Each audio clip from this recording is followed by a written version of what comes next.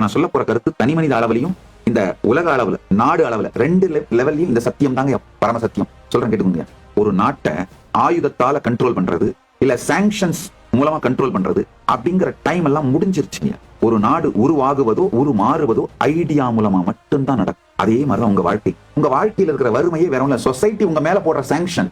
அந்த மாதிரி வறுமையினாலோ அல்லது இந்த இஎம்ஐக்காக உங்களுடைய எதிர்காலத்தை விற்க வைக்கிறது தான் உங்க மேல நடத்தப்படுற டாமினேஷன். நல்லா புரிஞ்சுக்கணும். உங்கள் மீது நடத்தப்படுகிற போர் என்னன்னா கன்சியூமரிஸ்டிக் லைஃப் ஸ்டைலுக்கு அடிமையாக்கி தேவையில்லாத கடனை பெற்று தேவையில்லாத பொருட்களை வாங்கி உங்கள் எதிர்காலம் முழுவதும் உழைத்து அவைகளுக்கான இஎம்ஐ கட்டிட்டு இருக்கிற இந்த லைஃப் ஸ்டைலுக்குள்ள நீங்க மூளைச்சலவை செய்யப்பட்டு அடிமையாக்கப்படுறீங்க இல்லையா? அதுதான் உங்கள் மீது தொடுக்கப்படும் போர்.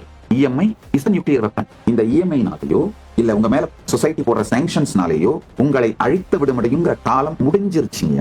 இதுக்கு மேல அதெல்லாம் சிக்காதீங்க. அது மாதிரி பண்ணிட முடியாது. இப்போ நீங்க பண்ண வேண்டியது தனி மனிதனும் தன்னுடைய ஐடியாஸ் மூலமா தான் தன்னை உயர்த்தி கொள்ள முடியும், தன்னை சுற்றி இருக்கின்ற உலகத்தை உயர்த்த முடியும். இந்த ஒரே ஒரு ஐடியாவை உள்வாங்கிடுங்க. நீங்கள் பரம்பொருள் தத்துவமசி சிவத்வமசி சோகம். இந்த ஒரே ஒரு சத்தியத்தை உள்வாங்கி விடுங்க. இயங்காமல் பார்ப்பவனை பார்த்திருந்தீர்களானால் பரமசத்தியம் தானாக விளங்கும். நீங்க அடைவதற்கு எதுவுமே இல்லைங்கயா, வெறும் நினைப்பதற்கு, விழித்துக் கொள்பவர். அதுக்குதான் எல்லாமே இருக்கு. செய்ய வேண்டியதெல்லாம் அவ்வளவுதாங்க.